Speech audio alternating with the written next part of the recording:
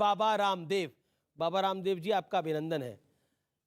आपको हम योग गुरु बुलाते हैं, अब आपको लगता है कि बिजनेस गुरु भी बुलाना पड़ेगा।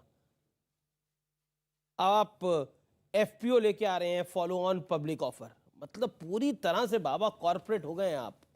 हाँ, ये ज़रूरत है, ये युग धर्म है इस समय का। जी।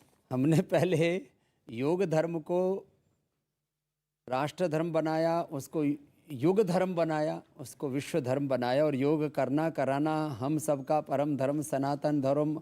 इस समय का वो युग धर्म इस रूप में कि उसके बिना लोगों की ज़िंदगी के नैया पार हो नहीं सकती। BP, sugar, thyroid, asthma, arthritis, जितने भी लाइफस्टाइल डिजीज, जेनेटिक डिजीज और कम्युनिकेबल, नॉन कम्युनिकेबल, अलग अलग प्रकार के जो ऑटोमेन डिजीज़ का जो चक्रव्यूह था उससे बाहर निकाला। पर हेल्थ के बाद अब जब वेल्थ देने की बात है, देखो बिना वेल्थ के तो किसी का गुजारा होता नहीं अमीश भाई। और हमने पर इतनी वेल्थ, 4300 करोड़ का आप ये एफपीओ लेके आ रहे हैं, रुचि सोया का, इतनी वेल्थ। ये तो कुछ भी नहीं है, ये तो उसका जैसे कहते हैं ना, उस पूरे लड्डू का एक भोरा है। ये तो पहाड़ के सामने अभी चींटी है, अभी तो एक समृद्धि का शिखर हमें खड़ा करना है, और तभी तो भारत परम वैभवशाली बनेगा। और वो भी सबके योग करें, सहयोग करें, सहभागिता के साथ, स्वामित्व के साथ। तो शेयर होल्डिंग ये कोई जो है मंदी और तेजी का खेल नहीं है। लेकिन पीछे पीछे पड़ जाएंगे आपके लोग, बोलेंगे कि देखिए बाबा रामदेव जो है वो योगा भी सिखा रहे थे और अब एफपीओ भी लेके आ रहे हैं, दवाइयां भी बना रहे हैं, इस देश में सब कुछ बाबा रामदेव ही कर लेंगे। तो मैं तो चाहता हूं सब करें, ना करना समस्या है। अमीश भाई, जो प्रमादी हैं वो देश पर भार हैं।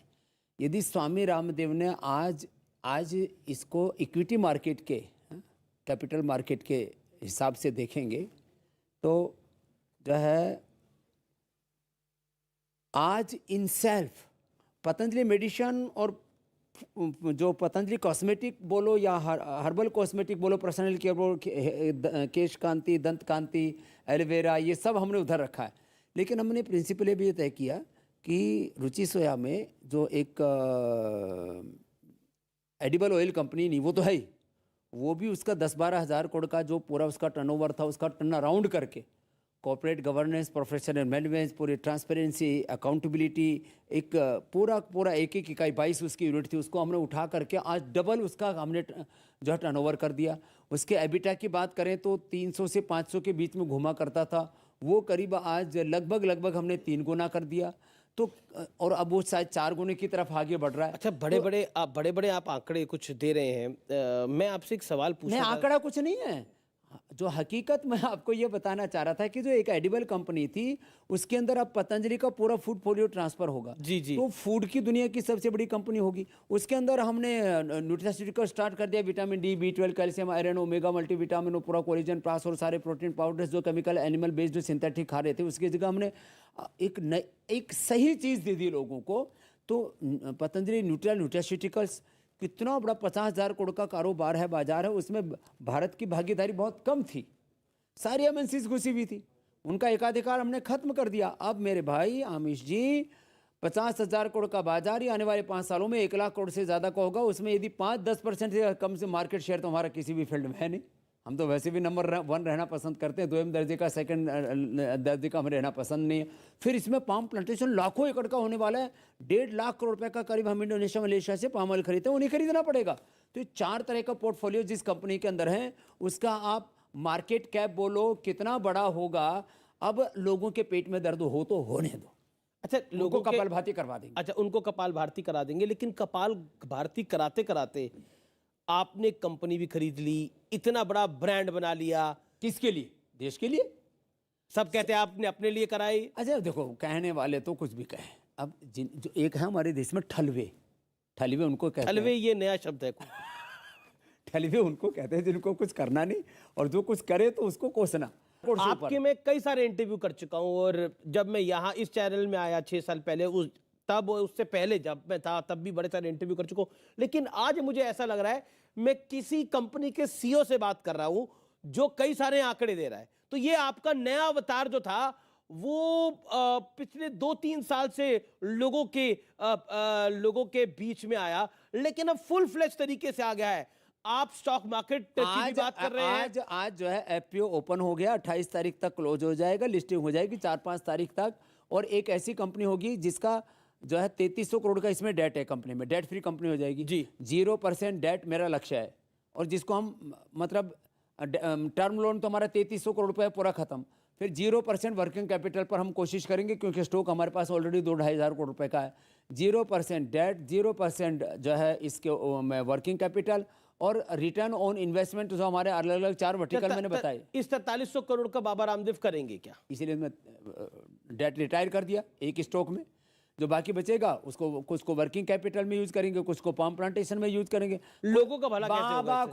को ना बीबी ना बच्चे कि कहाँ लेकर के जाएंगे हम हमारा उद्देश्य है इन्वेस्टर्स का भला करना, जी जी। कंज्यूमर्स का भला करना, अच्छे प्रोडक्ट देना और राष्ट्र का भला करना।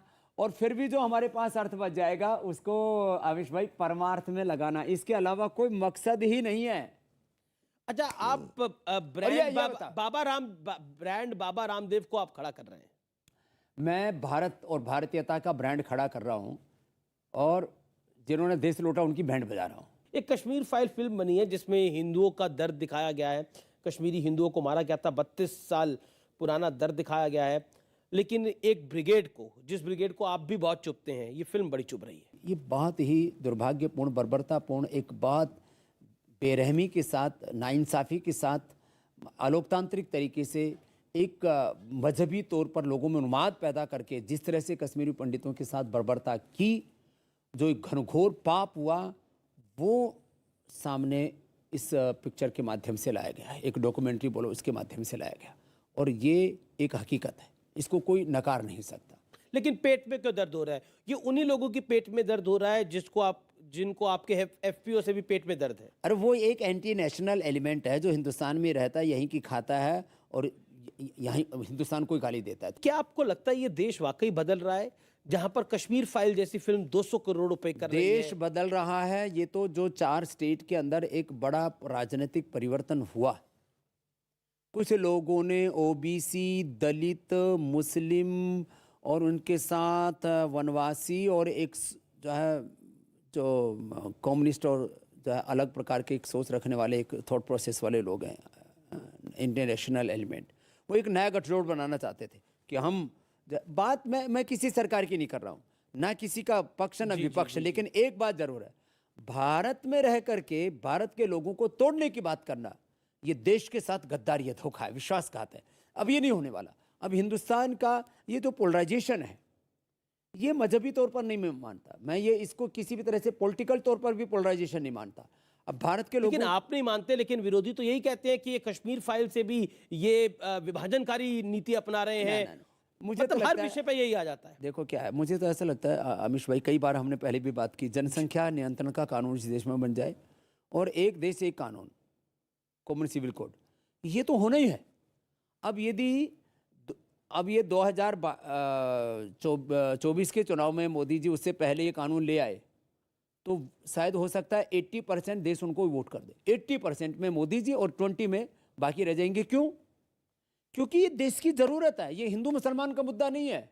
140 करोड़ की आबादी हो गई, 141 करोड़ के आसपास पहुंच गए, चाइना से हम ज़्यादा हो गए। अभी दुनिया की इतनी आबादी वाला देश जिसकी आबादी हम झेल नहीं सकते, ना उतना हमारे पास में खाने के लिए एग्रीकल्चर प्रोड्यूस है, खाने पीने की सामग्री है, ना चलने के लिए सड़कें है, ना स्कूल है, ना कॉलेज है, ना यूनिवर्सिटी है। क्या है हमारे पास? क्यों बच्चे पैदा किए जा रहे हैं? अरे बाबा की तरह अकेले रहो, और लाखों लोगों को हमने रोजगार दे दिया, करीब 5 लाख लोगों को रोजगार दिया, 5 को और दे देंगे। हम स्वास्थ्य दे रहे हैं, समृद्धि दे रहे हैं, खुशहाली दे रहे हैं, देश में राष्ट्रवाद का, अध्यात्मवाद का और एक अलग जगह रहे। और हर कोई आपकी तरह सन्यासी तो नहीं है ना? अरे नहीं है तो 1-2 बच्चे पैदा कर लो, कोई जरूरी है फौज पैदा करना? अब जो फौज पैदा कर रहे हैं उनको क्या करिएगा? इसलिए कहता हूँ सबके लिए एक समान कानून होना चाहिए कि भाई आप देश, चाइना तो एक बिना पंथ को मानने वाला देश है, उसने भी तो कानून बनाया था। जी, मेरा अगला सवाल आपसे यही है, क्योंकि आपने बोला कि 4 राज्यों में चुनाव हुआ, 5 राज्यों में चुनाव हुआ, 4 में भारतीय जनता पार्टी की सरकार वापस आई है, मणिपुर, गोवा, उत्तर प्रदेश और उत्तराखंड। और उत्तर प्रदेश में एक भगवाधारी योगी आदित्यनाथ दोबारा सीएम बन रहे हैं। क्या कहना चाहते हैं? अभिनंदन। और हमारे से तो आयु में छोटे ही हैं, तो हमारे लिए तो छोटे भाई हैं, हमारे योगी हैं, हमारे तो मतलब योग परंपरा के गौरव हैं। ये सफरेन से तकलीफ क्यों होती है? हमारे एक अंजुम बिलाखिया जी, उन्होंने बोला मेरे को 100 करोड़ रुपए इन्वेस्ट करना है। मैंने कहा भाई अभी, क्योंकि हमने 3000 करोड़ से ज़्यादा इन लोगों ने ऑफर किए थे, एक मर्यादा में 1290 करोड़ से ज़्यादा नहीं ले सकते थे। हमारे साथ जो राष्ट्रवादी मुसलमान हैं, उनके पिता पूर्ण गांधीवादी है, गाय का दूध पीते हैं, कोई उनके घर में नॉनवेज नहीं खाते। जो अच्छे लोग हैं मुसलमानों में, जो अच्छे लोग हैं हिंदुओं में, जो अच्छे लोग हैं सिख जैनों में, बौद्धों में, जो अच्छे लोग हैं पूरे हिंदुस्तान में, पूरी जान, वो हमको सपोर्ट करते हैं। लेकिन कुछ लोगों को ये सफरीन कलर ही चुभता है, ऐसी तैसी। ये क्या मतलब हुआ? क्यों उनको अब मैं बताता हूं, सनातन से क्यों आपने समस्या सवाल है, पूछा उनको कि कुछ सन्यास से लोगों क्यों को- समस्या कुछ है? लोगों को भगवा चुभता है। मैं बताता हूं, इस देश में पहला भगवाधारी सीएम बना।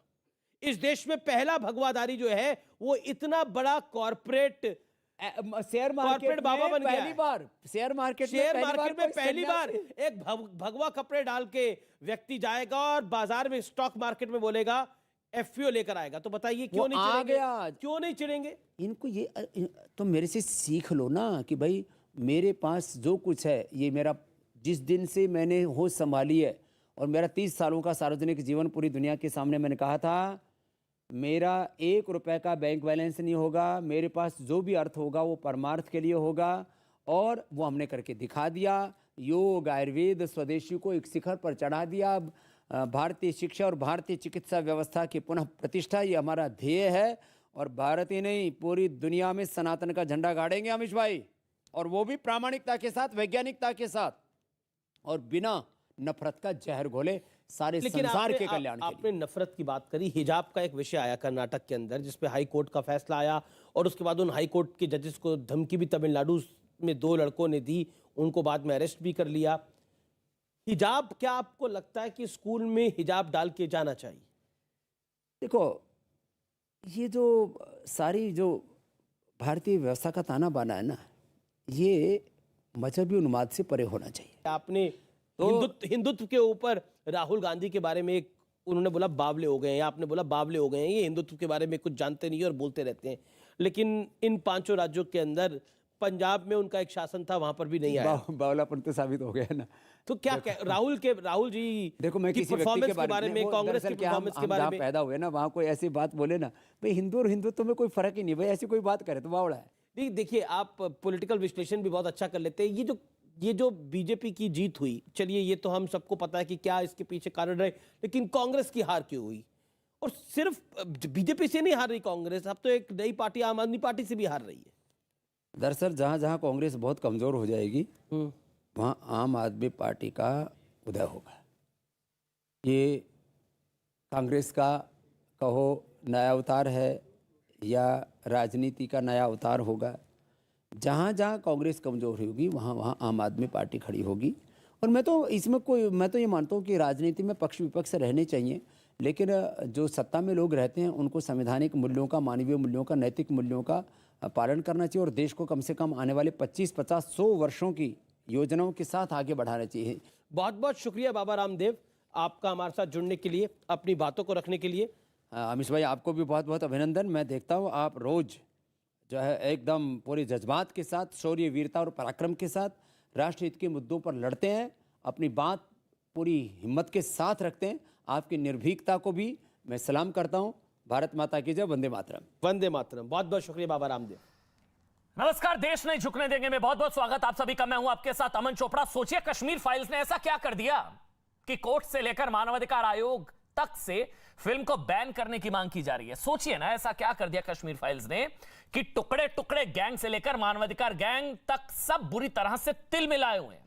सोचिए, कश्मीर फाइल्स ने ऐसा क्या कर दिया कि 32 साल से कश्मीर के शमशान में दबे सच से सेकुलर गैंग की नींद उड़ गई है।